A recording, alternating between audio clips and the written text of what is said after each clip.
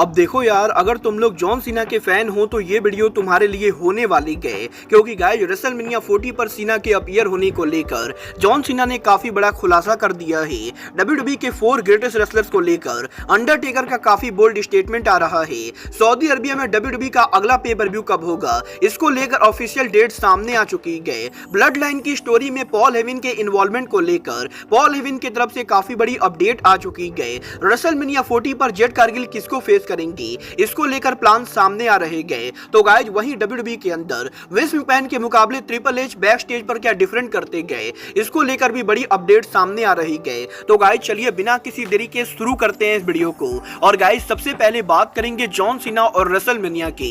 Well guys ये बात तो मैं आपको ऑलरेडी बता चुका हूँ कि करंटली यहाँ पर जॉन सीना डब्ल्यूडब्ल्यूई के बाहर हॉलीवुड के अंदर काम कर रहे गए। बट गाइज यही इस हफ्ते सीना के लेटेस्ट इंटरव्यू के अंदर सीना ने रेसलमेनिया 40 पर अपीयरेंस को लेकर बात की गई, जहां पर जॉन सीना ने फाइनली ये कंफर्म कर दिया है कि वो यहां पर रेसलमेनिया पर अपीयर होंगे या नहीं। वेल गाइस सीना ने ये बताया कि डब्ल्यूडब्ल्यूई के रेसलमेनिया वीकेंड के अंदर जॉन सीना का शेड्यूल पूरी तरह से फ्री होने वाला है, और अगर यहां पर डब्ल्यूडब्ल्यूई सीना को बुक करना चाहे तो जॉन सीना रेसलमेनिया के ऊपर कुछ ना कुछ करना चाहेंगे।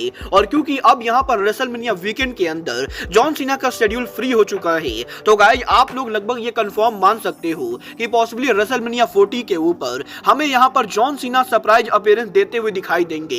वेल देखना बहुत ही दिलचस्प होने वाला है कि सीना एग्जैक्टली रेसलमेनिया 40 पर क्या करते गए। बट गाइस जहां तक बात रही रेसलमेनिया 40 की, तो गाइस यही डब्ल्यूडब्ल्यूई की फॉर्मर वुमेन चैंपियन बियांका बेलेर के लेटेस्ट इंटरव्यू के अंदर बियांका बेलेर ने रेसलमेनिया 40 पर उनके ड्रीम मैच को लेकर बात की गई, जहां पर बियांका बेलेर का ये कहना है कि डब्ल्यूडब्ल्यूई के रॉयल रंबल पर जेड कारगिल के डब्ल्यूडब्ल्यूई के डेब्यू के ऊपर जिस तरीके से बियांका बेलेर और जेड कारगिल के बीच में कन्फ्रंटेशन हुआ था, उसके बाद अब यहां पर बियांका बेलेर रेसलमेनिया 40 के ऊपर जेड कारगिल को ड्रीम मैच में फेस करना चाहती गए। और गाइस बियांका बेलेर ये बिलीव करती गए कि अगर यहां पर रेसलमेनिया 40 के ऊपर बियांका बेलेर और जेड कारगिल आमने सामने आती गए, तो गाइस ये यहां पर डब्ल्यूडब्ल्यूई के फैंस को काफी ज्यादा पसंद आएगा। और गाइस बियांका बेलेर ये होप करती गए कि रेसलमेनिया 40 के ऊपर जेड कारगिल और बियांका बेलेर के 1-on-1 सिंगल मैच हो। वेल आप लोग रेसलमेनिया 40 के ऊपर कारगिल वर्सेस बेलेर देखना चाहते हो या नहीं, आप लोग मुझे कमेंट करके बताएंगे। बट गाइस चलिए फिलहाल आगे बढ़ते और बात करते हैं डब्ल्यूडब्ल्यूई में ट्रिपल एच के इन्वॉल्वमेंट की। वेल गाइस ये बात तो हम सभी लोगों को मालूम है, ट्रिपल एच के डब्ल्यूडब्ल्यूई में हेड ऑफ क्रिएटिव बनने से पहले विंस मैकमैन डब्ल्यूडब्ल्यूई के क्रिएटिव टीम को रन किया करते थे। और गाइस करीबन 15 से 20 सालों तक विंस मैकमैन के डब्ल्यूडब्ल्यूई के अंदर बैक स्टेज पर हेड ऑफ क्रिएटिव के तौर पर काम करने के दौरान विंस मैकमैन काफी बार डब्ल्यूडब्ल्यूई के शो के ऊपर अनाउंसर्स को काफी सारी उल्टी सीधे बातें बोले करते थे। बट गाइस अब जबकि विंस कंपनी से बाहर जा चुके गए और ट्रिपल एच डब्ल्यूडब्ल्यूई के हेड ऑफ क्रिएटिव बन चुके गए, तो इस हफ्ते डब्ल्यूडब्ल्यूई के कमेंटेटर कोडी ग्रेव्स के लेटेस्ट पॉडकास्ट के ऊपर कोडी ग्रेव्स ने विंस मैकमैन और ट्रिपल एच के बीच में डिफरेंस को लेकर बात की गई, जहां पर कोडी ग्रेव्स का ये कहना है कि जब यहां पर विंस मैकमैन डब्ल्यूडब्ल्यूई के हेड ऑफ क्रिएटिव थे, तो गाइस काफी बार बैक स्टेज के ऊपर विंस मैकमैन कोडी ग्रेव्स के हेडफोन के ऊपर काफी बार चिल्लाया करते थे।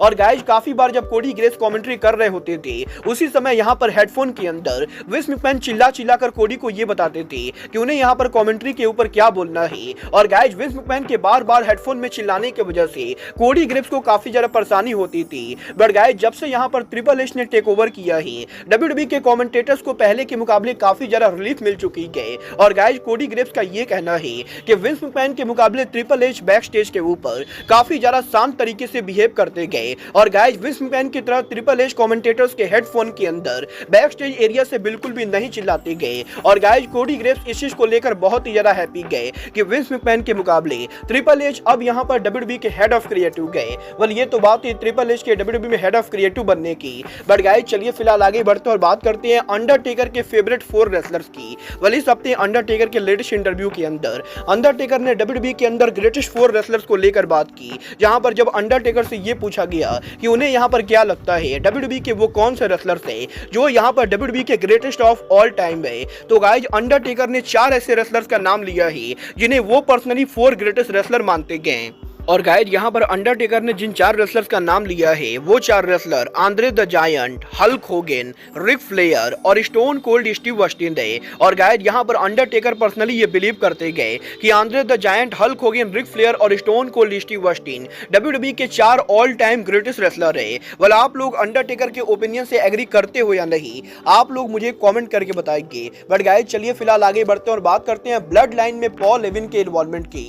वेल गाइज ये बात तो हम सभी लोगों को मालूम है, जब से यहाँ पर पॉल हेवन ने रोमन रेंस के साथ ब्लड लाइन फैक्शन को चालू किया है तब से यहाँ पर ब्लड लाइन WWE कंपनी को टेक ओवर कर रही है। बट गाइज यही WWE के ब्लड लाइन के क्रिएटिव स्टोरी लाइन के अंदर पॉल हेवन के इन्वॉल्वमेंट को लेकर काफी बड़ी अपडेट आ चुकी है। वेल गाइज इस हफ्ते पॉल हेवन ने ये खुद कंफर्म कर दिया है कि WWE के अंदर ब्लड लाइन की जो भी स्टोरी लाइन और क्रिएटिव चीजें होती गए उनके अंदर पॉल हेवन का बहुत ज्यादा इन्वॉल्वमेंट होता है। और बेसिकली WWE के अंदर ब्लड लाइन के मेंबर किसके साथ राइवलरी करेंगे और ब्लड लाइन शो के ऊपर क्या करने वाली गए, ये सभी चीजें पॉल हेवन डिसाइड करते गए। और गाइस WWE के अंदर WWE के क्रिएटिव टीम के साथ मिलकर पॉल हेवन यहां पर ब्लड लाइन के लिए स्टोरी लाइन में अलग से काम करते गए। और रोमन रेंस ने पिछले 4 सालों के अंदर जिन भी रेसलर्स को WWE के अंदर फेस किया है उन सभी रेसलर्स को रोमन रेंस को फेस करने के चुनने के लिए पॉल हेवन की यहां पर बहुत ही बड़ी इन्वॉल्वमेंट है। वेल गाइस ये तो बात ही पॉल हेवन के रोमन रेंस के क्रिएटिव में इन्वॉल्व होने की।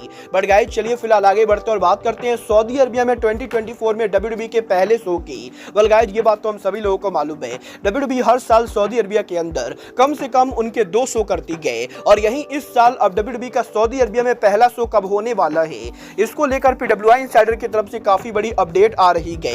गाइस यहाँ पर PWI इनसाइडर ने ये कंफर्म कर दिया है कि WWE के 2024 का पहला Saudi Arabia show WWE company possibly यहाँ पर मई महीने के अंदर करने वाली गए। और गाइस यहाँ पर अप्रैल में WWE के रेसलमेनिया के बाद WWE पॉसिबली रेसलमेनिया का आफ्टर पेपर व्यू मई महीने के अंदर सऊदी अरबिया के अंदर करेगी। और गाइस अभी तक ये डेट तो कंफर्म नहीं हुआ है कि WWE सऊदी अरबिया में उनका शो किस दिन करेगी। बट गाइस यहाँ पर PWI इनसाइडर का ये कहना है कि पॉसिबली WWE मई में सऊदी अरबिया में जो पेपर व्यू करेगी वो यहाँ पर इस साल भी WWE का night of champion pay per view होगा।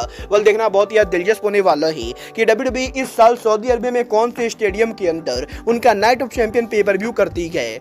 बट गाइस फिलहाल के लिए अब आज के इस वीडियो में बस इतना ही। मैं मिलता हूं आपसे अपने अगले वीडियो में। बट गाइस तब तक के लिए good bye, good night and bang.